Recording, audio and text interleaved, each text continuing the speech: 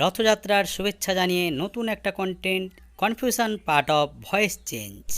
আশা করি এই অংশটা খুবই ভালো লাগবে। পূর্বেই আমরা আলোচনা করেছি ভয়েস চেঞ্জের বিভিন্ন পার্টগুলো। আজকে ভয়েস চেঞ্জের যে পার্ট নিয়ে আলোচনা করব তা হলো কনফিউশন পার্ট। অর্থাৎ নানা ধরনের ভয়েস চেঞ্জ রয়েছে যেগুলো ছাত্রছাত্রীদের মধ্যে নানা রকম সমস্যা সৃষ্টি হয়। এই যে কন্টেন্ট আজকের, এই কন্টেন্টের মধ্যে যে বিষয়গুলো রয়েছে, রিফ্লেক্সিভ প্রোনাউন, কমপ্লেক্স সেন্টেন্সের ভয়েস চেঞ্জ, উইদাউট ডোর এবং সেন্টেন্স উইথ লেট। প্রথমে যে বিষয়টা আমাদের আলোচ্য বিষয় তা হলো রিফ্লেক্সিভ প্রোনাউন। রিফ্লেক্সিভ প্রোনাউন অর্থাৎ যে প্রোনাউন নিজেকে বোঝায়, অর্থাৎ আত্মবাচক সর্বনাম পদ। প্রথম যে উদাহরণটা রয়েছে, আই কিল্ড মাইসেলফ। এই রিফ্লেক্সিভ প্রোনাউনের ক্ষেত্রে সাবজেক্ট ও অবজেক্ট এই দুয়ের কোনো রকম স্থান পরিবর্তন হয় না। সাবজেক্ট এবং অবজেক্ট উভয়ই সমান থাকে, অর্থাৎ যেমন স্থানে রয়েছে সেই স্থানেই থাকবে। গঠনটা কেমন হবে? প্রথমে যেমন সাবজেক্ট বসছে সাবজেক্ট, তারপরে সাহায্যকারী ক্রিয়া, তারপর ভার্বের পাস্ট পার্টিসিপল ফর্ম ও বাই যুগে যেমন অবজেক্ট রয়েছে সেরকমভাবেই অবজেক্ট বসবে।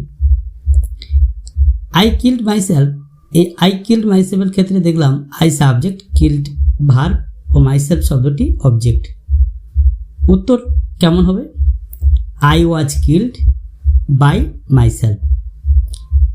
সেকেন্ড যে এক্সাম্পলটা রয়েছে, he did himself. He did himself, he was done by himself.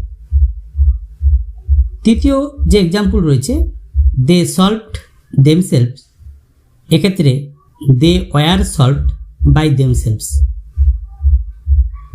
এবার কমপ্লেক্স সেন্টেন্স। কেমন সেন্টেন্সগুলো? সেন্টেন্সের ক্ষেত্রে দেখব দুটো পার্ট থাকবে, মাঝখানে একটা অংশ থাকবে, যে অংশ কেবলমাত্র দুটো বাক্যের একটা মাঝখানে যে অংশ হিসাবে সংযোগ সৃষ্টি করেছে। প্রথম যে প্রশ্ন নিয়ে আমরা আলোচনা করব, আই নো, আমি জানি, দ্যাট যে হি ডিড ইট, সে করলো এটা। I know that he did it, এক্ষেত্রে আই নো একটা পার্ট, হি ডিড ইট এটা একটা পার্ট। আই নো আমি জানি, কি জানি? অবজেক্ট এখানে উজ্জ্ব রয়েছে, আমরা অবজেক্টটা এখানে ইট বসাবো, তাহলে উত্তর কেমন হবে? It is known to me. এবার দ্যাট বসে গেল। হি ডিড ইট, এই অংশটার এবার ভয়েস চেঞ্জ যখন করবো আমরা, ইট ওয়াজ ডান বাই ইট। তাহলে কেমন হবে? হলো দুটো পার্টকে ভয়েস চেঞ্জ করব। প্রথমে একটা পার্ট হবে, তারপরে মাঝখানে দ্যাট কিংবা আরও কিছু যদি শব্দ থাকে সে শব্দ আমরা বসাবো, এবং পরবর্তী অংশটা, বাক্যের যে অংশটা, সেটাও হবে কেমন হবে? একই রকম ভয়েস চেঞ্জের যে নিয়ম, সেই নিয়ম অনুসারে আমরা পরিবর্তন করব। পরবর্তী যে এক্সাম্পল রয়েছে, I said that I drew a picture. আমি বললাম যে আমি আঁকলাম একটা ছবি। আমি কি বললাম? একই রকমভাবে ইটটা সাবজেক্ট হিসেবে আনা হলো, অবজেক্ট ছিল বাট উত্তরের ক্ষেত্রে সাবজেক্ট হয়ে গেল। It was said that I drew a পিকচারের ক্ষেত্রে কি করব? A picture was drawn by me. তাহলে সম্পূর্ণ উত্তরটা কেমন হলো? It was said that a picture was drawn by me. Third example যেটা রয়েছে, ইট ইজ সেড, এটা বলা হয়, দ্যাট যে দে নো ইট, তারা জানে এটা। এটা বলা হয়, এটা অর্থাৎ কি? কিছু নাই, এবং বলা হয় কার দ্বারা বলা হয় সেটাও নাই। এক্ষেত্রে আমরা কি করব? সাবজেক্ট হিসাবে একটা ওয়ার্ড বেছে নেব, হয় সামওয়ান, না হলে এনিওয়ান। এখানে কিন্তু আমি বলবো এভরিবডি দিলে কথাটা ভালো লাগে। তাহলে এভরিবডি সেজ দ্যাট, এটা প্যাসিভ ভয়েসে রয়েছে, অ্যাক্টিভে করলাম। It is said by everybody ধরলাম, তাহলে উত্তর হবে everybody says that type automatically আছে, বসানো হলো। এবার দে নো ইট, এই অংশটার যে ভয়েস চেঞ্জটা কেমন হবে? It is known to them. Known শব্দের পর বাই না বসে কি বসে? টু বসে। স্ট্রাকচারের ক্ষেত্রে কি দেখব? প্রথম যে বাক্যের অংশ সেটা ভয়েস চেঞ্জ করব, তারপর লিঙ্কার যেটা সেখানে দ্যাট থাকুক বা অন্য কোনো ওয়ার্ড থাকুক বসাবো, এবং সেকেন্ড যে পার্টটা সেটারও ভয়েস চেঞ্জ করব। এরপর আলোচনা করব প্যাসিভ উইদাউট ডোর, অর্থাৎ একটা বাক্য থাকবে যে বাক্যে কে করেছে অর্থাৎ কোন ব্যক্তির দ্বারা কাজটা হয়েছে সেটা কিন্তু উল্লেখ থাকবে না। কিছু এক্সাম্পল দেওয়া হলো এবং স্ট্রাকচার রয়েছে সাবজেক্ট, তারপর ভার্ব, তারপর অবজেক্ট, যেমন নর্মাল সেন্টেন্স হয় সেরকম স্ট্রাকচার রয়েছে। প্রথম কোশ্চেন যেটা এখানে এক্সাম্পল হিসেবে রয়েছে, মাই বুক ওয়াজ লস্ট, আমার বইটা হারিয়ে গেল। তাহলে কে হারালো বা কার দ্বারা হারানো হলো? এখানে আমি ধরবো কি আমার বইটা, যেহেতু আই হিসাবে এখানে উল্লেখ করা হলো। দেখলাম প্রথমে অবজেক্ট রয়েছে মাই বুক, আমার বইটা হারিয়ে গেল। কি হারিয়ে গেল? কি দিয়ে প্রশ্ন করলে অবজেক্ট বের হয়? সুতরাং এটা কিন্তু প্যাসিভ ভয়েসে আছে। এবার অ্যাক্টিভে করলে কেমন করব? বাই ধরবো, এখানে বাই ধরে কোনো একজন রয়েছে, কোনো ব্যক্তি বা কোনো মানুষ রয়েছে, এখানে আমি আই ব্যবহৃত করলাম। আই, তারপর ওয়াজ রয়েছে অর্থাৎ পাস্ট ইনডিফিনাইট টেন্সের জন্য লস্ট বসালাম। কি হারিয়ে গেল? মাই বুক। সেকেন্ড যে এক্সাম্পল রয়েছে, দ্য হাউস ওয়াজ বিল্ড, বাড়িটা নির্মিত হলো বা তৈরি করা হলো। কে বাড়িটা নির্মাণ করলো? এক্ষেত্রে আমি দেখবো কার দ্বারা বাড়িটা নির্মিত হলো বা তৈরি হলো? The Mason. তাহলে আমি উত্তরটা সাজাবো এইভাবে, the Mason build the house. Third example রয়েছে যেটা, হি ওয়াজ অ্যারেস্টেড, তাহাকে গ্রেপ্তার করা হলো। গ্রেপ্তার কে করবে? কার ক্ষমতা রয়েছে? পুলিশ। তাহলে হি ওয়াজ অ্যারেস্টেড, তাকে গ্রেপ্তার করা হলো কার দ্বারা? By police.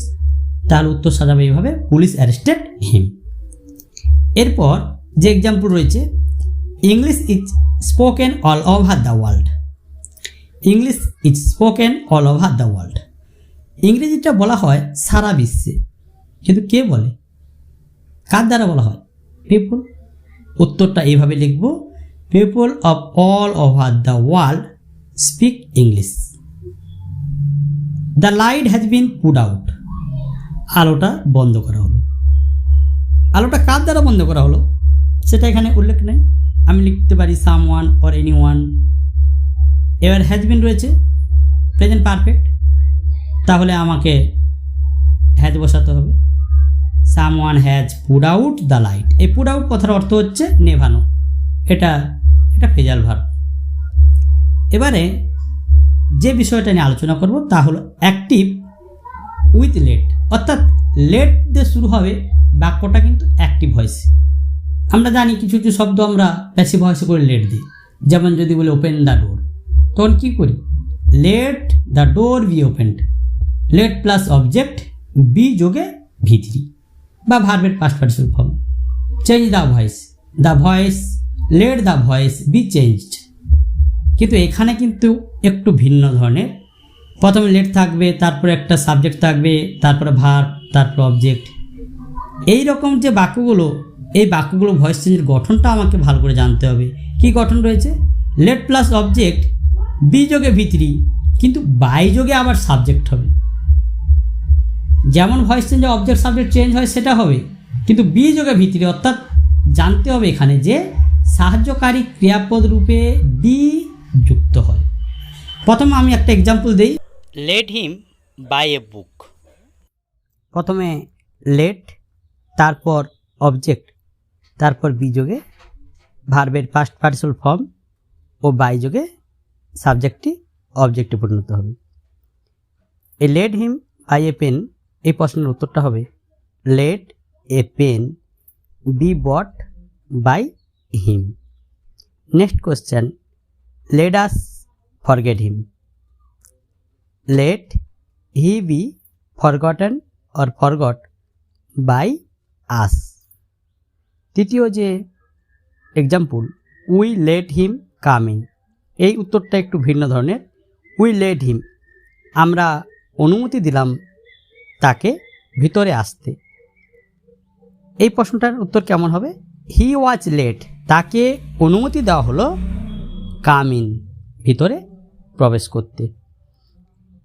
এবার কিছু প্র্যাকটিসের জন্য প্রশ্ন দেওয়া রয়েছে। এই প্রশ্নগুলো যদি প্র্যাকটিস করা হয় তাহলে কিন্তু নিজে থেকে বুঝতে পারবে কতটা শেখা হয়েছে বা কোথায় প্রবলেম রয়েছে।